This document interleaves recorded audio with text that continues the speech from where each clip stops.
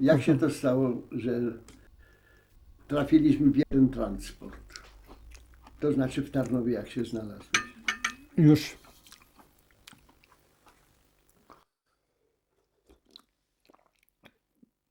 ja chodziłem ostatni rok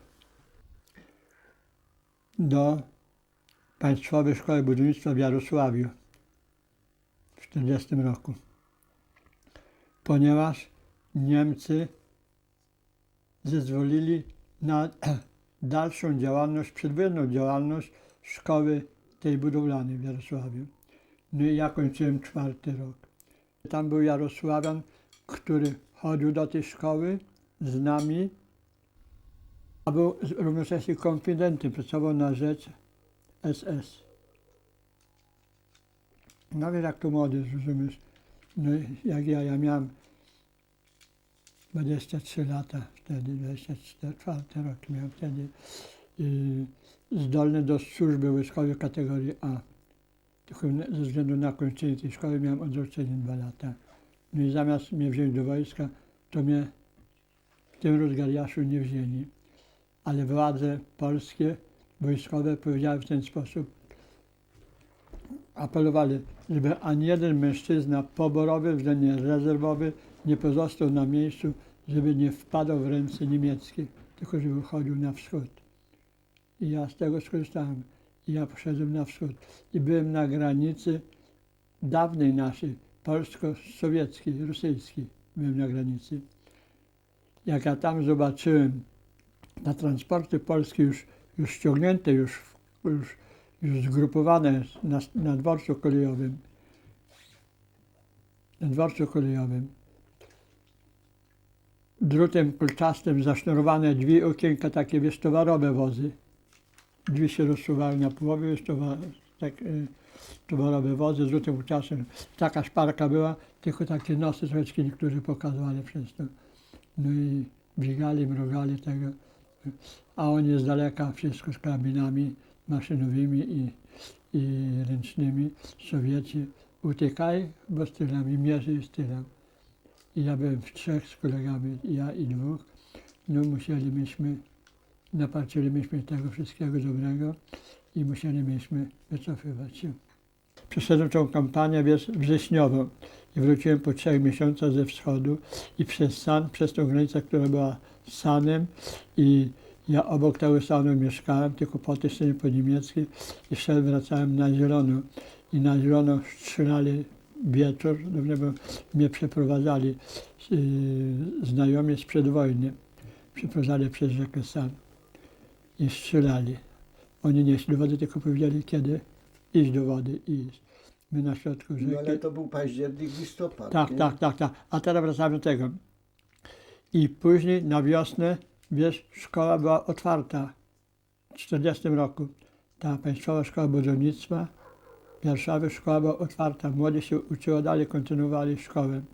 Wykładowcy, profesorowie, inżynierowie, to może słyszałeś, że nawet Broniewski był w Jarosławiu, prowadził Wydział Architektury. Broniewski to mój dyrektor, na którego godzinie zostałem aresztowany. Miałem wykład wtedy, na 4. roku byłem.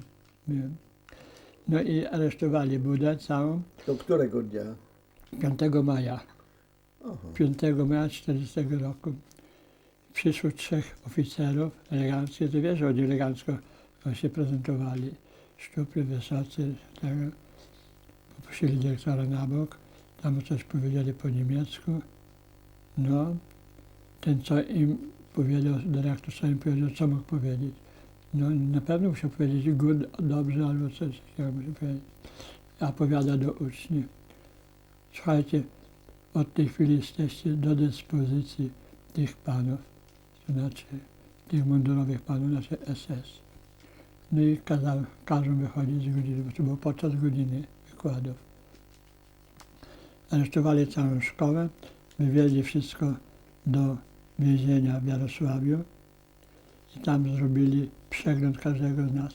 Nic nie znaleźli u nikogo, nic pobrania nie znaleźli, to wszystko, wiesz, jakby na rozkaz jakiś tego, to wszystko wygubili, wszystko zniszczyli, stracili. No i robią przegląd każdego. I w tym przeglądzie, to prawda, co ty robisz, co ty robisz, bo tam na każdego były jakieś donosy, więc większe, mniejsze były donosy. Więc i każdy powiada, że nie robił, każdy odpierał. I zatrzymali tylko nas trzech. Mnie, Ciepły i Bielecki. Czy przewieźli cię do Tarnowa z Jarosławia? Z Jarosławia mnie przywieźli do Tarnowa. Zaraz po 2 dniach przywieźli. I więcej przywieźli. Ale niektórzy, jak ci mówię, że w trakcie tych 6 tygodni to stymulowali, różne choroby ociągali i oni troszeczkę wierzyli, nie wierzyli. Żeby to nie padło epidemią na całe więzienie, no to ich izolowali. Ale z tym, że przywieźli po 2, po 3, po 4 miesiące do Oświęcimia. I takie miało miejsce. Wiesz. Z naszego transportu też chyba, albo z Jarosławia, albo tam gdzieś z Rzeszowa, ten, który wariata odstawiał, to też siedział w celi. Później go, nie wiem czy przypominasz sobie, siedział, jakśmy jeszcze byli, na bloku kwarantanny. Aha, na kwarantannie. W piwnicy mu taką klatkę zrobili, proszę ciebie, szybkę, mogliśmy go oglądać i wariata udawał. No widzisz, no ale co, udawał wariata i przez to mu złagodzili coś, czy go może zwolnili, czy nie pomogło to jego. No, ale to proszę cię, kombinowaliśmy różnie. Ja rozumiem, kombinat można, tylko czy to coś wyszło, coś z tego. Ważne jest, że zapakowali nas 14 czerwca, bo 13 nas wyprowadzili z więzienia. Tak. 14 dotarliśmy do Auschwitzu. Do Auschwitzu, tak. No i tam zanumerowali nas. Mnie się wydaje, że ja ten numer już jak gdybym wiózł już w transporcie z Tarnowa do Oświęcimia. Tak, do Oświęcimia. Ten numer, znaczy, że już uszykowany byłem. 14 nas przywieziono do Oświęcimia. No. 14. I wyładowali nas z pociągu, lali jak trzeba było. Nikt się nie patrzył, kto jest pierwszy, kto jest ostatni. Nikt się na to nie patrzył, tylko gonili wszystko do przodu. Tam byli ciekawe. No ustawili nas, Baldasiński już wtedy był dolmeczerem. Tak. On tłumaczył, ja ci powiem nawet. I wtedy ustawili nas i do bramy weszliśmy już uporządkowani w jednej dużej drużynie i piątkami, tak jak to Niemcy piątkami. Tak, piątkami czy czwórkami. Przekroczyliśmy bramę. Tak, i wszyscy na podwórzu byliśmy. Po lewej stronie tej bramy, jak gdzieś pamiętam, napis kwarantannę, tylko nie pamiętam, czy eins, czy zwei było napisane. Tego ja nie pamiętam kwarantanny. Tak, ale ja się pytałem Baldasińskiego, gdzie jest ta druga? Jak jest pierwsza, to musi być druga. Jak jest druga, to musi być pierwsza. Tak, to musi być pierwsza. A Baldasiński mówi, no po wojskowemu to musicie, wiem, że zawsze przywożą za dużo ludzi, jak poborowi biorą. Tak kombinujcie, żebyście się nie zarejestrowali. I ja na przykład się nie zarejestrowałem, dopiero mam ten końcowy numer, na samym końcu, jak już brakło numerów, powiedział Baldasiński, nie braknie numerów, zarejestrowałem się. No ale ty masz pierwszy numer, no jesteś dziś nazywany pierwszym więźniem Oświęcimia, Polakiem. To jest prawda i tak było. Ale teraz ale jak się to stało? Ale jak się to teraz dzieje?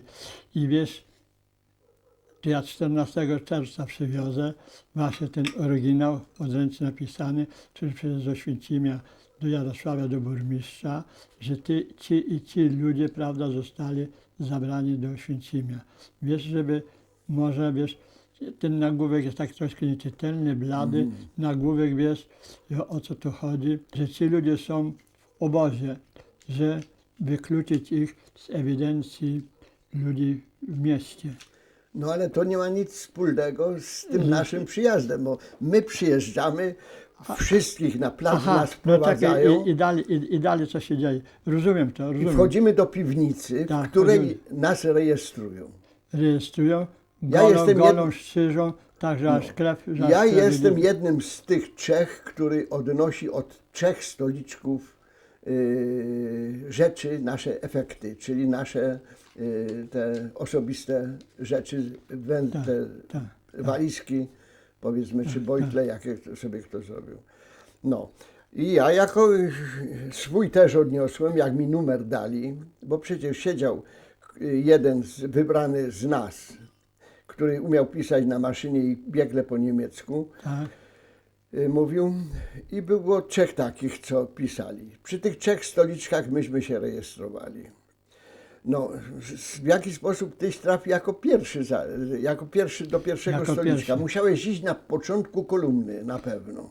No wiesz, Jak jeszcze ten pierwszy, no Ja- popatrzcie, ja- no, ja- ja ja nie- kombinowałem, żebym nie był zarejestrowany, że będzie za dużo i że mnie tak, wypuszczą. tak, tak. No a coś ty robił wtedy? Jakś No, ty no, myślał? wiesz, no słuchaj, ja to samo musiałem robić, żeby jakie odruchy ja mogę wówczas czynić, to ja już tego nie pamiętam już.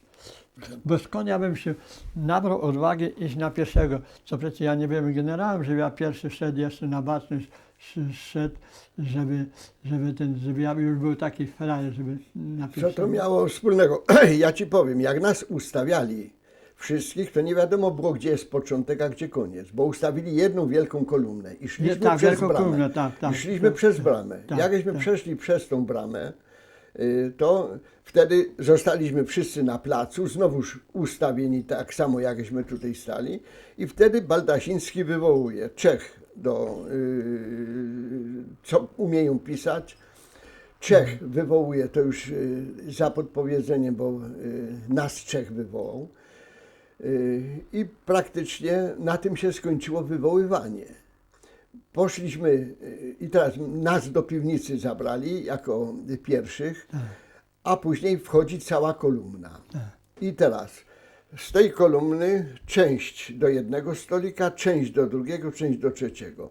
Nikt, wszyscyśmy byli, no jak, ja byłem wystraszony jak pieron, no bo przecież lali przez cały czas, ustawiali. No tak, porządek musiał być. Byłem, Tak, nie wolno PW było- miałem skończone przecież, byłem harcerzem, tak, no umiałem się wszędzie ustawiać. Język niemiecki na tyle znałem, żebym wiedział, Tak, co tak, mówił, tak. a Baldasiński wszystko nam tłumaczył i co chwilę dochodził do nas i mówił nam, jak się mamy zachować. Powiedzmy, ja miałem taką sytuację, ale ty, teraz tak, pamiętasz przemówienie Frycza, czy wtedy, Tak, wtedy tak, mówił? tak, tak. I pamiętasz, Pamiętam. co mówił? Pamiętam.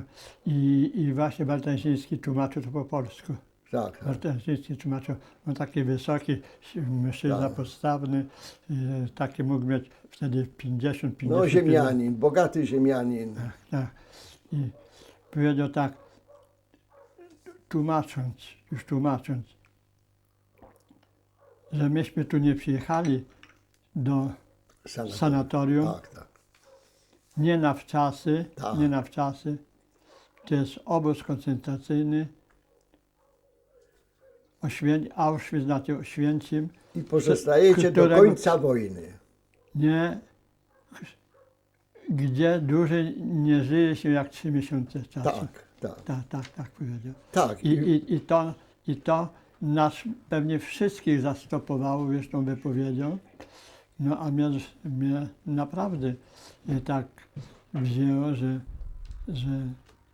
tak trzeba będzie żyć, że on widzi to, że w 3 miesiącach czasu, po 3 miesiącach czasu nas tu nie będzie już.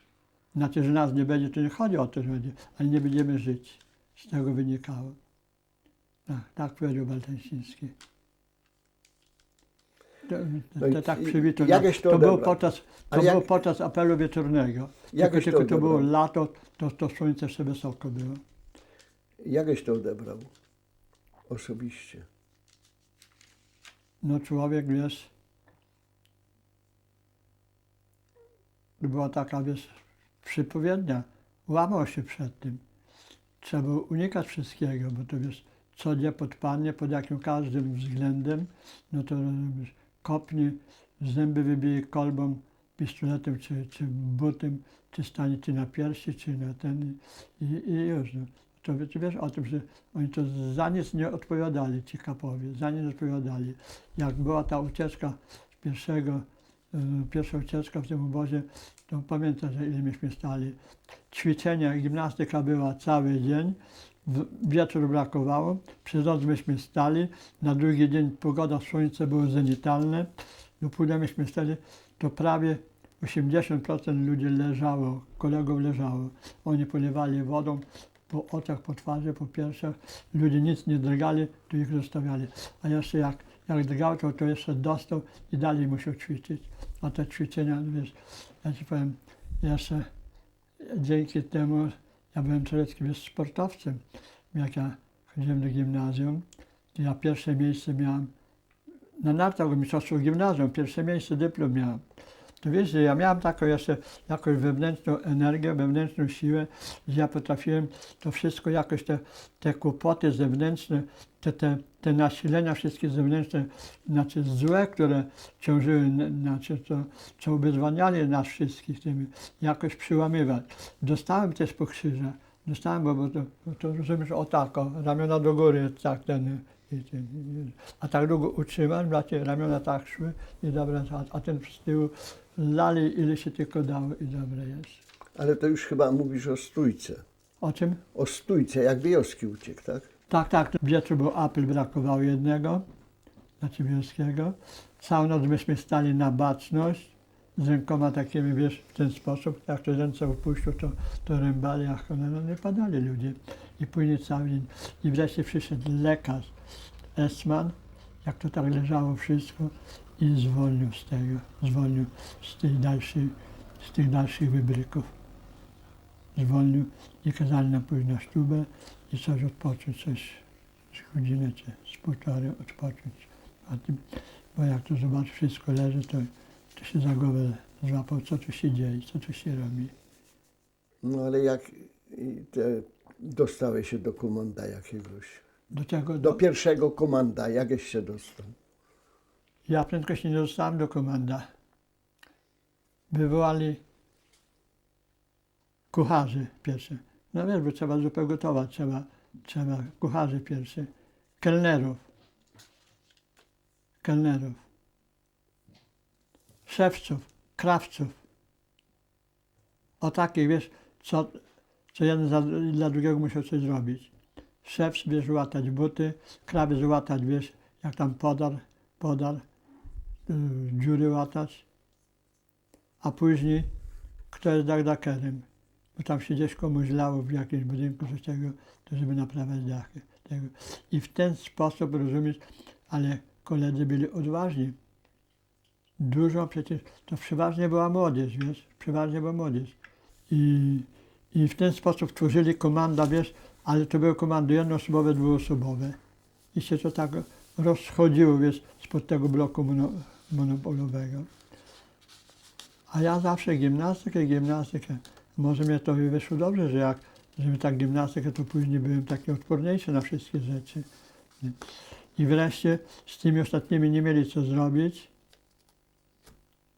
To do obozu, do głównego obozu i jamy robić pod słupy, te szwajkowe, żelbetowe, druty naciągać, chwasty niszczyć. Chwast niszczył, każdy blok był zarośnięty chwastami, to wszystko niszczyć.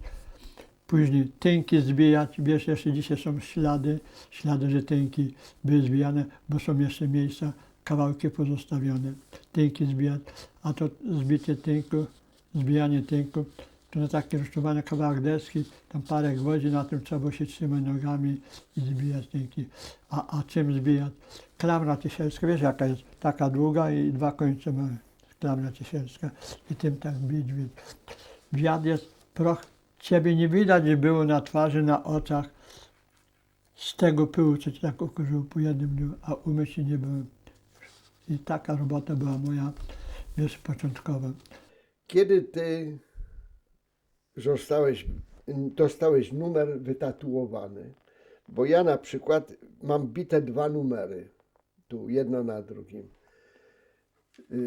Sam sobie wybiłem numer wtedy, kiedy wybijali numery. Tak, To był chyba 42 rok. tak. Zrobili kontrolę na bloku, zobaczyli, że ja mam numer i na tamtym numerze wybili mi drugi, bo tamten uznali za nieczytelny. Gdyby takie światło było jak tu, to wtedy widzieliby, że numer jest dobry. Ale ponieważ był nieczytelny numer dla nich, wybili, mam 2 numery bite jeden na drugi. No i dobrze, nie dochodzili do tego. Ale kiedy tobie kiedy Mnie? ciebie natatuowali? Mnie, Tatuowali nas grubo później. Nie pamiętasz. Ja tego bardzo nie pamiętam. Tego bardzo nie pamiętam.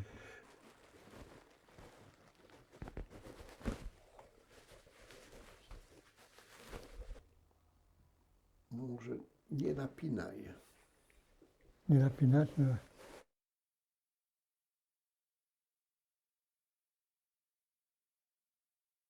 Ja nie pamiętam sytuacji, jak z tym numerem byłem. W każdym razie, no myśmy dostali pierwsi jak inne transporty. Na pewno był. Nie, więc ja ci pomogę. No, Byłem Leichenträgerem, czyli nosiłem trupy w 40 roku w jesieni, kiedy nie miałem żadnego komanda. Gienek Obojski przychodził około 11 godziny i zabierał nas do noszenia nieboszczyków. Ładowaliśmy ich do trumien i przechodzili przez bramę, tam na bramie odprawa była normalna i przynosiliśmy do krematorium. I do tego małego krematorium. układaliśmy jednego koło drugiego i każdy musiał mieć napisany swój numer Tak, na piersiach, tak. tych, co do spalenia już ich przebywali. I nie było tych numerów, ponieważ jakieś tam były zamieszania, później nam tatuowali. Czyli nie pamiętasz. Ja nie pamiętam już kiedy. No ale ty w końcu do Bałbiura się dostałeś. Opowiedz a wszystko czekaj, po tej drodze. No, dostałem się, owszem. Ale nicim ja się stałem do Bałbiura, to ja przeszedłem już dużo spraw już na obozie, nicim ja się stałem. Bo ja naturalnie, znaczy stworzono najpierw, również stworzono i Bałbiuro, no ale ja się nie dostałem. No wiesz, że ten Otto numer 2, to on tam zawsze gdzieś kogoś tam gdzieś znalazł, go tam wepchał gdzieś, a ja nie. Ale ja się natomiast dostałem do znaczy nie do Bałbiura, tylko do wykonawcy, wiesz. Może pamiętasz, Teichmann był Oberkapo, taki Ślązak. Teichmann był Oberkapo. Znaczy do budowy, wiesz, tych domów, tych budynków, które tam się budowało wewnątrz. Przecież tam przed tym była dziura. Ja tam glinę woziłem taczkami, ja nogę pokaleczyłem.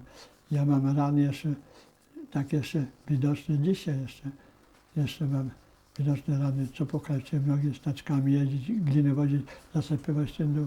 A później na tym miejscu to był plac, to piłkę nożną graliśmy z Niemcami. No a później przyszedł rozkaz, żeby budować chyba takie budynki podobne jak istniejące są, tylko według dokumentacji, bo było takie zarządzenie, że to trzeba robić i dobrze, i prędko, bo ludzie nie mają gdzie mieszkać. Ludzie nie mają gdzie mieszkać. Na polu po prostu siedzą, żyją, bo nie mają gdzie mieszkać. No i wtedy myśmy tak zaczęli. Parterowe podnosił 1 kilometr wyżej. Tam, gdzie nic nie ma, tu budować nowe, to ten cały środek, tam gdzie dom, pamiętasz ten dół, czy nie? Pamiętasz? Ujeżdżalnie. Tak, ujeżdżania, tak. To tam wszystko poszło nowe, wszystko nowe. No i ja pracowałem tak w Bauleitungu. Ja długo pracowałem u Teichmana, u Krala, już nie, bo później przyszedł na miejsce Teichmana Kral, a Teichman poszedł do cywila. Teichman w cywilu później, wiesz, doczekał, no Ślązak, Niemiec, a na jego miejsce przyszedł Kral, tak samo Ślązak, tak samo. No więcej był niedobry jak Teichman, Kral. Teichman miał wyrok, dostał parę lat. Teichman dostał wyrok. I ja też od niego, wiesz, ja nigdy na świadka nie chodziłem, nikogo nie oskarżałem, ale ja od niego też dostałem, rozumiesz. Nie dostałem tak bezpośrednio, ale jak mi kazał zrobić kniebeugen, wiesz, przysiady i dwie cego ciągnięte tego ręce tak, drugą tak i wyciągnięte ręce. A cego waży około 4 kg. Jak długo utrzymasz tego w takim poziomie kniebeugen przysiadzie, jak długo? To ci leci na dół, ciągnie na dół 4 kg. Jeszcze w takich warunkach, w takim odżywianiu, wiesz. I tak jakby, mnie też dał w skórę. No ale wiesz, tą dyscyplinę wszystko przeszedłem i no dobrze, że pracowałem. Bauletungu, no bo już pracowałem już w swoim już zawodzie, już w swoim kierunku. No i mi było lżej. Mało to, myśmy jeszcze otrzymywali jeszcze repetę na kolację. To, co było na obiad, tu jeszcze dawali repetę, to same danie, na to same porcje na kolację dla Neubauru. Tylko grupa Neubauru, a grupa Neubauru liczyła około 800 000 ludzi. Wiesz, to wszystko się rękami robiło. Materiał się ciągło do góry rękami, taczkami w rękach, beton taczkami, wszystko się ręcznie ciągło. Tu ludzie robili. Taczki ciągli we dwóch, po takiej sztadze, po pochylni, we dwóch, jeden za rączki, a drugi tam obok kółka za ten ciągnął i ten beton się ciągnął. A to wszystkie stropy są nanobetonowe, na mokry beton. Tylko strop był Ackermana. To taki jest rodzaj cegły, wiesz, że się nazywa Ackerman. Ja raz nie poszedłem do pracy. Bo ja, wiesz, czułem się troszeczkę źle, nie w formie, nie poszedłem do pracy. Po apelu wszystko idzie, wiesz, do komand. Nie wszystko do komand, po apelu tego komand. A ja nie przyszedłem do swojego komanda, przyszedłem na swoje łóżko, na blok, położyłem się, nakryłem się kocem i śpię. A im brakowało w komandzie tym brakowało takiego gdzieś, może ktoś się dopatrzył, że 31 nie ma. I zrobili wtedy, wiesz, kontrol w obozie, wiesz, ile potrafią więźniów złapać, którzy się uchylają od pracy. Wiesz, taki był pretekst, wiesz. No i naturalnie pozmieniali sekretarzy bloku. Z bloku 10 poszło na 15, a z 15 na 11, a na 11 nie, bo tam inne warunki mieli. Ale pozmieniali tak, wiesz, żeby tam kolegów gdzieś ktoś nie przytrzymywał, wiesz. No to wiesz, kolega, no to wiesz, jak zobaczy, spotka, no to tam może jakoś się zrobić. I zrobili szukanie więźniów po bloku. Podczas pracy, po wyjściu komunistycznych do pracy. No i mnie znaleźli. Wyprowadzają mnie pod blok 24. Nazbierali nas około 30 takich, którzy powinni pracować, a uchylają się od pracy. To była duża kara, to było duże przewinienie, uchylają się od pracy, wiesz. Duże przewinienie. Jak nas jest około 30, tu wszyscy sekretarze bloków, tu wszyscy blokowi są, to siedzieli wszystko pod blokiem na tej alei, pod blokiem 24. No, na tej drodze, jak z jednej strony orkiestra gra, z drugiej strony blok 24. Tak, nie przebrałem, to tak jak wejście na blok 24. Tak w tym miejscu jeszcze. No i rozumiem, spisują numery tych wyłapanych, co się uchylają od pracy. No i naturalnie i mnie piszą tam na listę. Ktoś tam, wiesz, ze Schreibstube, ktoś tam to spisuje, miał polecenie, wiesz, spisywać te numery. Schreibstube. Spisali wszystkich, a zaraz blisko stali sekretarze bloku, wiesz, sekretarze bloku. Wiesz, ja się starałem, wiesz, ponieważ ja miałem kolegów bekankami, wiesz, tam zawsze będzie jakieś spodnie podrzucił, coś z tego. Ja zawsze jak chodziłem, wiesz, więcej czyściej, wiesz, nie podarty, nie obdarty, tak. I jak ja tak chcę, tu grupa stoi sekretarzy, tu grupa tych wyłapanych, obok nich zaraz. Ja się tak powoli tak przesuwam, tak nieznacznie przesuwam się i tak pomiędzy tą grupą połapanych, a grupą sekretarzy.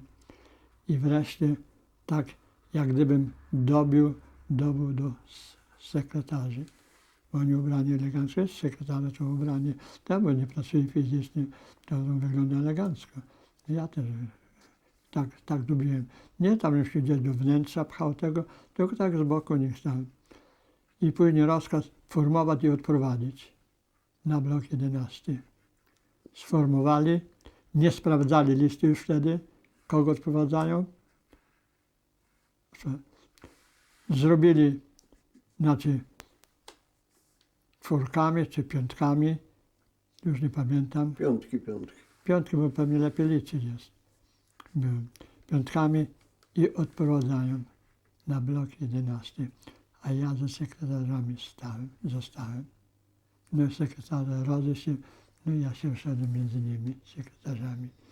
No i wtedy tak. No ale to nie numer odegrał rolę, tylko ty sam z sobą. A może oni widząc twój numer nie reagowali?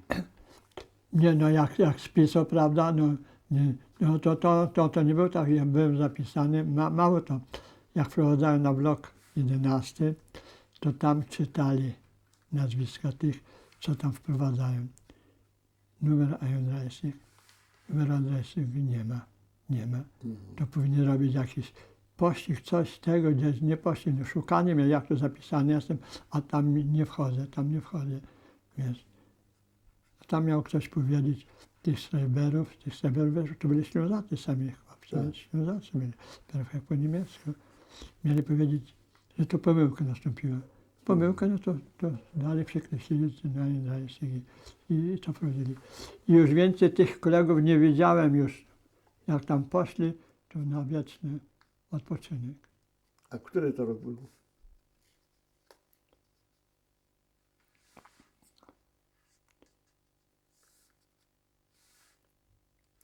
Nie wiem, czy to był już po Pierwszy albo Tefusie. drugi.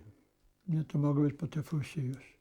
No wiesz, to był taki jeden przecinek, wiesz, nad tym, co mogą być zniszczone.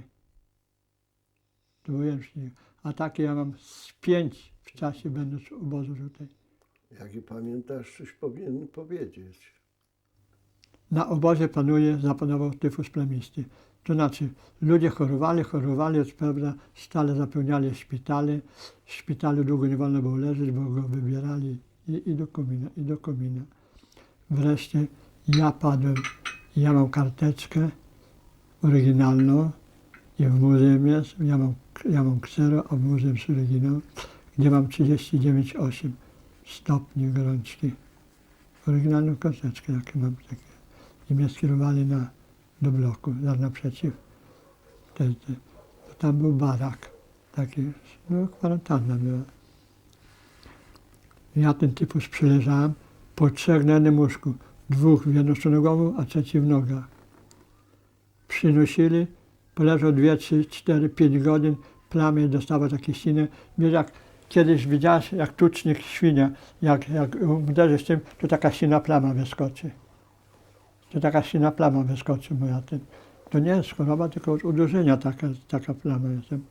A ten, co choruje na tyfus i kończy życie, to mu tak wyrzuca takie plamy sine po ciele, tu. No i już kończy, już goleje już.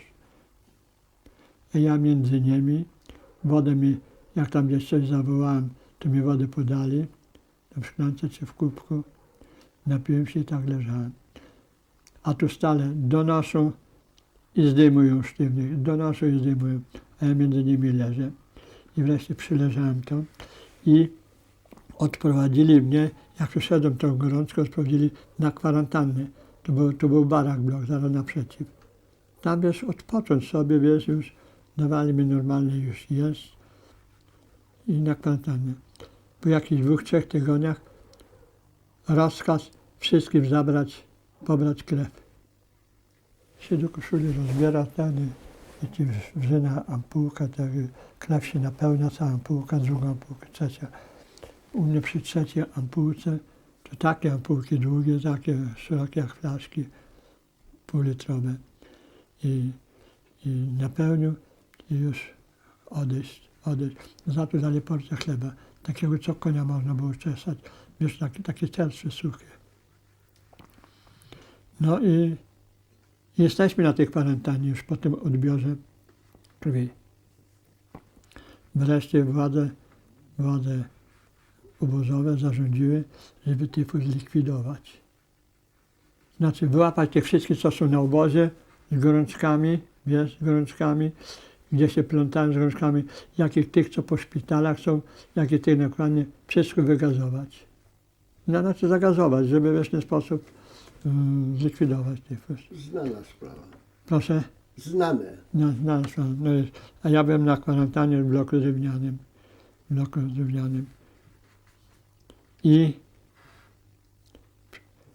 my widzimy, bo przez te drzwi chodzą, to widzimy, że wozy podchodzą z bloków tych murowanych, tu wynoszą mnie na nosa, tu wyprowadzają pod rękę, trzeci okuli, znaczy pod rękę prowadzą go, że nie może chodzić, to go wpychają do wozu, niektórzy to sami skakują do wozu z tych bloków murowanych. Wreszcie jak oczyścili bloki murowane, przyszła kolejka na nas, na tych z baraków. Był esman, wojskowy lekarz, miał taki stolik, a pół tego stolika z krzesełku i każdy musiał przez niego przejść. Ten, co wychodził z tej kwarantanny, z tego baraku. Ponieważ ta kartoteka była tak ułożona, wiesz, szczęśliwie, że numerami, to łatwo, bo 1, 2, 3, 4, wiesz, no numerami. Jak nie było numeru, to przeszedł dalej. A u mnie kartoteka była pierwsza, a ja dalszych. Tak się popatrzył na mnie. Ja mu powiedziałem, że ja pracuję w Babiurze, jestem potrzebny tego.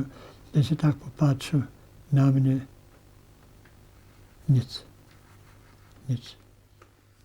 Następnie tak samo pytał się, gdzie pracuję, tego. Nic. I tak się uzbierało może już ze 150, ze 180 nas, a tam było ze 300 na tym baraku. Uzbierałem. I ja już widzę, że już nie ma końca, już nie ma ratunku. Już jestem w grupie tylko do siadania do wozów i już mnie nie ma. Jeszcze ja mam kolegę Tadia Suskiewicza, harcerza z Sanoka. To mnie powiada, słuchaj, tam pojedziemy, odpoczniemy sobie, wrócimy z powrotem do pracy. Ja mówię, co ty wierzysz, duchy, wierzysz? Nie da się namówić. No ale nie miał wyjścia i tak, no, już jest w grupie.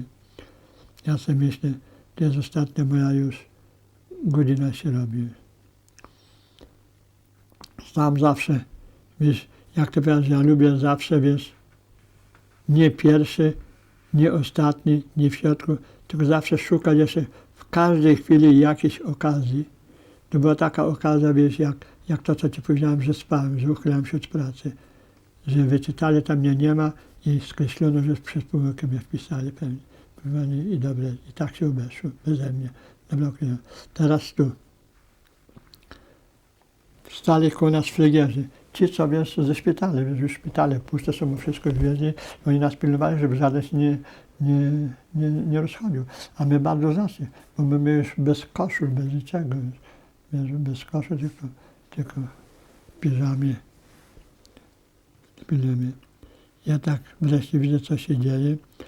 Jednego tak sobie upodobałem sobie jego gest, jak on się patrzył na mnie i zachował się, słuchaj kolego, może by kolega mógł gdzieś się postarać o taki mundur, jak sam nosi. Tylko to może być stary, podarty, bo nowych nie ma, bo każdy ubiera lepszy. Czyli może być stare, podarte, tylko żeby podrzucić sobie w jakiś sposób. On się tak na myśli powiada, dobrze, pójdę się popatrzeć, poszukać. Poszedł, to trwało więcej jak z 5 minut. Ja sobie myślę, że to na darmo moja prośba była. Wreszcie przychodzi, rozwinięte rolkę w jednej ręce trzyma ten. Tak się ukrywa, żeby to nie widać było, żeby ci nie wiedzieli flygierzy, nie tylko wiesz, kapowie z bloków innych bloków. Żeby ten wojskowy, żeby nie widział, dał mi to. Ja to tak gdzieś poszedłem tuż za tego, spodnie na siebie, marynarkę na siebie i mam mundur flygierski. I jestem blisko kraju, bo wiesz, bo ja z tym się komunikowałem, namawiałem go, byłem blisko kraju i później odebrał mnie, byłem z kraju i tak w pobliżu kraju byłem. Tak się przesunąłem na kraj tych wszystkich, wiesz, którzy byli przydzieleni, wiesz, już do samochodu, wiesz. Tylko samochód miał przyjść i wszystko wskakiwało, samo to wszystko było już zdrowe, wiesz. Jak tyfus przeszedł, 3-4 tygodnie już przyleżał na kwarantannie, to już to wszystko skakało, musiało skakać do wozu. Zrobił się pusto, a ja zostałem z tymi fligierami na uboczu. Na wóz siadli kapowie i tam jacyś wojskowi wóz pojechali, a ja zostałem z tymi fligierami. I już Uratowałeś się. już byłem wolny. Już byłem wolny. To znaczy byłem w obozie, ale w tym momencie byłem wolny od tego, że ci pojechali i nie wrócili. Mało to jak ja wróciłem, to mamusia tego Tadia Suskiewicza przychodzi do mnie, bo wiesz, to Stanów jest miasto małe, powiatowe, ale małe. To ludzie się wiesz, dowiadują, wiesz, co się dzieje. Przyszła do mnie, czy to prawda jest, że syn mój Tadio nie żyje? Proszę Pani, ja powiedziałem, proszę Panią, na moich oczach poszedł na wóz i powieźli go. Gdzie go powiedzieć? Nie. Ale ona otrzymała list, że udar serca miał. Że udar serca miał. Oni nie pisali że na tyfus, na to, tylko wszystko piszą w tym, bo to się chorą schodzi po całej Polsce, po całym świecie, wiesz, gdzie kto ma, no to tego nikt nie kojarzy, czy ma taki sam jak i to. Udar serca. Nie żyje. Pana, jak Pan to zrobił, że Pan jest w domu, a syna nie ma? Widzi Pani. Los, szczęście. No, Więc to trzecia, tak? Czy druga? to jest druga ci powiedziałem. A trzecia? A trzecia, zawalenie ściany. Ściany była, wiesz. No wiesz.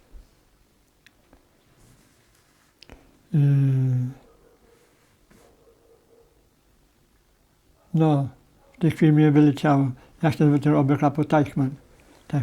Polecił mi, żeby z grupą, tam grupę dał murarzy tego, Baulejtungu. by wybudować ścianę. No i budujemy tą ścianę.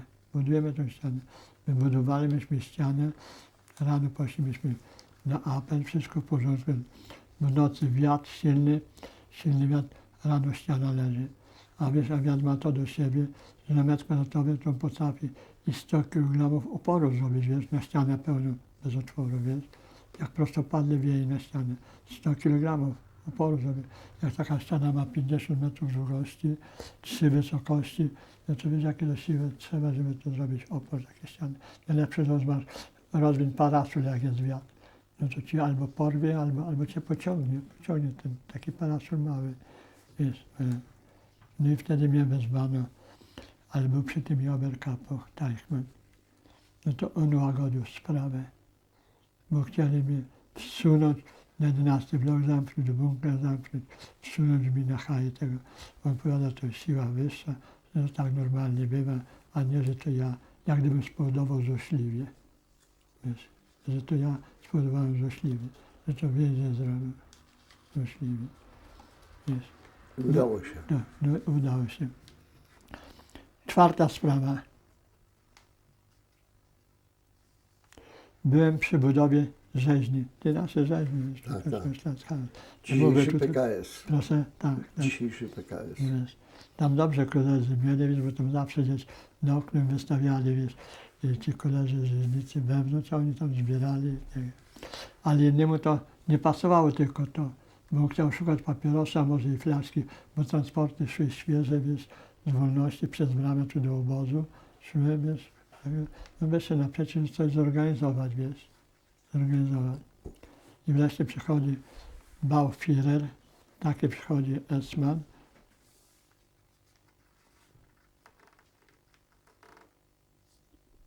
Tu nie był Lubicz, może tu Lubicz był. Przyszedł, tak się patrzy,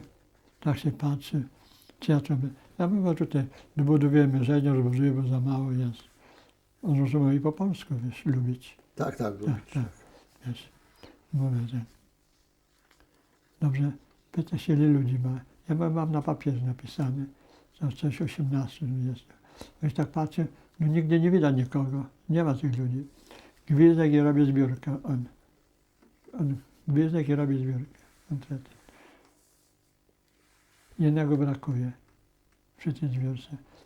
Ja mówię, że mógł pójść do latryny, bo przecież nie będzie robił do latryny mógł pójść. No to nic, zapisał numer sobie tylko mój i już. I od razu zaraz to popłynie w ten wieczór, po to zapelu od tej budki, gdzie apel się zdaje, rozkaz, żeby ukarać Ajudajsik 10 nocy w Stębunkę, 10 niedziel karnej kompanii. I to z miejsca. I ten właśnie Wlazło sekretarz. Jak mnie pierwszy wieczór odprowadzał, no w ogóle mnie odprowadzał za każdym razem na tym drugim miastem. Powiedział, co ty narobiłeś, bo on sprawie nie wiedział co. Za co. Ja mówię, no widzę za co. Naprawdę, że ja nie wiedziałem, gdzie ludzie są. No jeden człowiek tylko. Powiedziałem, tłumaczyłem, że właściwie tak, bo przecież nie będzie robił tu, gdzie pracuje, tylko dlatego nie musiał powiedzieć. Napisał numery, za to tak, 10 nocy z tego bunkra. A ty nie wiesz, że znacie z tego bunkier? Stać taką jedną noc w tym bunkrze. Tam są, na bloku 11 jest ten z tym bunkier pokazany, wiesz, przycięty po skosie, żeby widać było, wiesz, jak on wygląda wewnątrz. Po pierwsze, jak się tam wchodzi do tego bunkra, są takie drzwi wysokie, a takie szerokie. To tam, takie jak ja, już nie wejdziesz, ani kuszący nie wejdzie, bo się nie zmieści, bo to jest takie wysokie drzwi są. Trzeba się kłaść na rękach czołgać, czy na kolanach. A jak ci to nie wychodzi dobrze, czołganie się, to z tyłu macie tam jakiś facet z bloku 11, żeby z takim nachałem po krzyżach, czy po śladkach, po nogach tego i się musisz tam wsuwać. Wiesz. I tak nas 4 prowadzą tam. Jest jak kubeł blaszany, taki normalny blaszany kubeł jak na wodę, na moc, na załatwienie się, na sanitarne rzeczy. I później zaregluje to na fest. To są drzwi żelazne z kratą. O ty mnie widziałeś, jak ja to byłem. To ja to pokazałem, tam byłem na 4 bunkrze wtedy z kamerą tamtego roku. No i tak 10 nocy. Przychodzi rano, a jeszcze w ciągu nocy co się dzieje. Tam nie ma, wiesz, dopływu dobrego powietrza. W ogóle okienka nie ma. Jest okienko takie, że w murze wybite, wiesz, tak z 10 cm dziura w murze, ale później na to jest nałożona, wiesz, blacha, ta dziura zatkana blachą i ma takich parę dziurek, wiesz, jak ówki by przebył, jakby ołówek w te dziurki przeszli, wiesz. To jest właśnie doprowadzenie powietrza. A żeby to, wiesz, nie widać było z zewnątrz, żeby nic nie można było podawać ani na zewnątrz, ani z zewnątrz do tego, to jest taka puszka jeszcze zrobiona, wiesz, puszka zrobiona, na tym wisi, z wlotem u góry, że to nie wpadnie tam, do tej dziurki nic nie włożysz, żadnych grypsów nic nie włożysz. To człowieku, tu wiesz, tam się nadnaleckie rzeczy dzieją, wiesz, mdleją, padają, leżą, jeden na drugim stoi, bo wiesz, jak jest 4, a miejsca do siedzenia nie ma, jak jeden siądzie, to drugi mu stoi na nogach, czy na piersiach, czy tego, wiesz, bo nie ma miejsca, bo to jest 90 na 90 centymetrów, wiesz, to ma pewnie metr, a może ma 90, to jest takie kwadrat, to takie kwadrat i 4, i kubu jeszcze zajmuje. Wiesz, ludzie się pocą, mdleją tego, krzyczą, piszczą tego i to nic. Przychodzi rano, otwiera te drzwi, mówi wychodzić, a tu nikt nie wychodzi. Bo ten, co w jakiś sposób przytrzymał, to nie ma siły już się ruszać, wiesz, nie ma siły ruszać. Mało to, te drzwi są zablokowane, bo tam ktoś leży pod tymi drzwiami, ktoś leży. To trzeba najpierw tamtego wyciągnąć. On sam nie wyjdzie, trzeba go ciągnąć za ręce, za nogi, wiesz, żeby się obrócił głową do dziury, bo inaczej w poprzek będzie, że tak jak się rodzi dziecko. Jak w poprzek idzie, to się nie rodzi. Tylko musi albo nogami ciągnąć go, albo głową najpierw ciągnąć. I przy pierwszej nocy, jak było nas 4, to 2 od razu tam zostawili na korytarzu przed tym stałym bunkrem, jako nie nadające się do dalszego już życia. Już leżą i dobre jest. A myśmy na raczkach szli na rękę, na nogach do schodów, które są w połowie budynku. Jest w połowie ta klatka z schodów i tam nam pomogli wyjść na parter. Tam do tego sekretariatu odpisali nas, myśmy noc odbyli i wypuścili na obóz.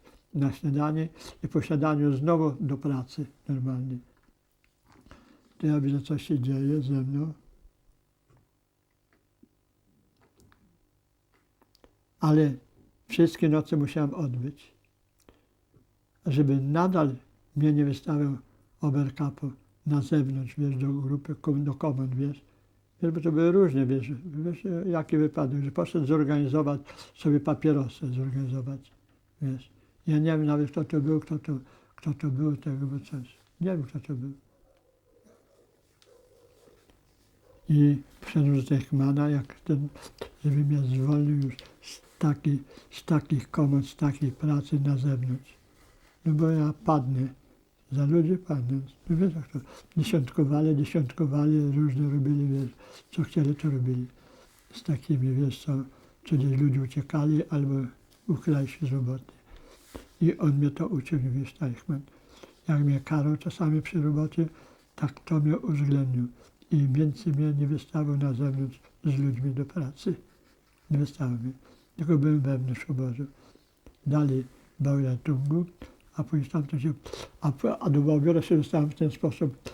Wiesz, budowano taką tak zwaną werkhalę, taką dużą halę, wiesz, która ma ponad 100 metrów na 100 metrów, taką kwadratową werkhalę. Ja tam byłem przeznaczony do pracy technicznej. I tam przychodził szef Bałbiura. Wiesz, na kontr, jak to się robi, wiesz, taki, wiesz, jak kontrol tego. I pyta się, czy ja to robię? Ja mówię, to robię, widzę tam coś, kreślę tego. On powiada, czy ja chcę pracować w Bałbiurze. On tak, ten Esmer, wysoki szarż, on się nazywa Jotan. Powiada, że on mnie się postara do Bałbiura. No po 3 dniach ja już jestem w Bałbiurze. No to tam to, wiesz, to ranny. Rękawice nie było, ale tam ono chodzi, było w rękawiczkach, to taka praca delikatna jak biuro. To tak było w Bałbiurze, jak biuro projektów na wolności wyszło. Jak biuro projektów pracowałem. Ja bez pracy robiłeś czysto tego, to. Czyli w 1943 roku poszedłeś do Bałbiura. Nie w 1941, nie. W 1943. W 1943 poszedłem. Ja mam to z wykazu, wiesz, z moich tych, z tego, kiedy do Bałbiura się dostałem. No i tam pracowałem z 1,5 roku i zapoznałem się z jednym cywilem, bo że tam pracowali cywile, starsi cywile pracowali, wiesz, Niemcy, to byli Ślązacy, po polsku, nie? No on mi dawał chleb z tego, ale ja mu tam ugadywałem, szkice mu robiłem, jak wygląda obóz, wiesz. No i doszło do tego, że w roku 1944 pracowałem w 1944 pracowałem w Bałbiurze. Doszło do tego, że podczas apelu Heniu wlazło, bo był sekretarzem bloku Drygalskiego. Wiesz, Drygalski był blok Tester. Wywołuje numer 31 i powiada, że jutro nie idę do pracy. Później mnie zarzucono, nie wiem co mnie zarzucono, że mnie usunięto z Bałbiura i wieziono mnie karnie do Leitmeritz, do kamieniołomów podziemnych. To był w jesieni. Tam już mnie nikt nie znał. Wchodziłem pod ziemię, kamienie ładowałem na wózki, na rolki i tego. I tam najwyżej można było kamyczki zbierać i gryźć, jak ktoś potrafił. A tak to nic nie było tam. Jak cię wprowadzili rano pod ziemię, to nie ma nic nie wiecie, tylko kamień widzicie cały dzień. A samo zakończenie, no to mówicie w Leitmeritz. W Leitmeritz się przygotowywali, że będzie koniec, bo wojna się, znaczy działa artyleryjskie grały, wiesz, strzelali w tym kierunku. Ludność niemiecka uciekała. Samoloty górą latały sowieckie, rzucały granaty na te wózki i te pierzyny tylko tak jak fontanny dymu, tylko że to pióra były, wiesz, jak tak podmuch, takiego granatu dostałem. Uciekałem. No i wreszcie my też widzimy, że się będzie pewnie robić koniec, bo działa coraz silniej, grają coraz bliżej front, jak gdyby przychodził. Z tej strony od Krakowa, wiesz, front. Bo to jest tu jak gdyby Podkarpacie, wiesz, góry, wiesz, i to jest ten Leitmeritz, to jest w górach. No i wreszcie wychodzimy z pracy, a wchodzi się tylko przez taką bramę. Takie brama w szczęście łukowym, żeby ta brama, to w szczęście łukowym, kamieniem, z kamienia wykuty taki łuk, łęk. Jeszcze myślę, co oni tu będą chcieli na mnie zrobić. Może zaminują, prawda, minę i ten łuk zawalą, zasypią ten łuk i nas zostawią tam. Tymczasem zrobili inaczej. Wyprowadzili nas do obozu tego, do Leitminic, do obozu i się coś dzieje w obozie. Zaczynają wydawać przypustki, kto chce przypustkę. Więc przypustkę, kto chce. I ja też dostałem przypustkę. Ja chciałem do Polski, do domu, a oni do domu pod front nie dają, tylko do Niemiec. I ja mam napisane do Karlsruhe, coś takiego. No ale to już było po zakończeniu działań. Nie. Jeszcze oni urzędowali, a front strzela, front działa, a żołnierza jeszcze nie widać. No ale kalendarzowo to który dzień? 8, 9? No, to ja 8 wieczorem dostałem tą przepustkę. Jeszcze jakoś tam przynocowałem. 9 wyszedłem. Już ich nie było, już obóz już był pusty, znaczy od władz, już ich nie było. I nie mogłem iść pod front, bo na tej przepustce miałem do miasta niemieckiego. To znaczy, żeby przed frontem iść do Niemiec. Myśmy wtedy coś zebrali w 5 czy w 7 i myśmy szli do Pragi. Tam było coś 100 km stamtąd do Pragi. I mam zdjęcia te Bo pragskie. Leitmeritz to Litomierzyce. Tak, Litomierzyce, tak. I mamy zdjęcia te, jak my idziemy. I Drygalec, jak jest ten lager, znaczy blokowy i inni koledzy. Mam kilka zdjęć z tego, z drogi, jak tam któryś z drogi kolega mnie przysłał. Zdjęcia z drogi, jak my idziemy do Pragi. No, było bardzo niebezpieczne po drodze, bo od Pragi gęsto bardzo leciały różne samochody wojskowe. Ci żołnierze stali, wiesz, nie siedzieli, gdzie się mogli, jak się mogli, to się trzymali, wiesz, tego wozu, a z drugą ręką trzyma karabin maszynowy, nie pistolet, a my rowami tak idziemy, pojedynczo gęsiego. Idziemy, nie. Ja sobie myślałem, no już remnie i już nas nie ma. Ale tak przyjechali i mijali nas i w spokoju. Czesi byli dobrzy, wystawiali jakąś kawę, zupę, żebyśmy mogli więźniowie posilać. Dali nam jakieś pieczywo, dali nam jakieś pieniądze, już nie pamiętam jakie. No co, to jazdy nie było żadnej, tylko trzeba było co wiadukt, co mostu trzeba było przechodzić, a kawałkami tylko pociągi chodziły. To 2-3 wozy najwyżej. I tam na tych pociągach to jechały matki takie młode z dziećmi na dachu z wózkami jechali. A wróciłeś w dobrej kondycji do domu? Chory nie, ale takie szczupy, takie nie można było, wiesz, popatrzeć się trzeźwy na to, co się przeszło.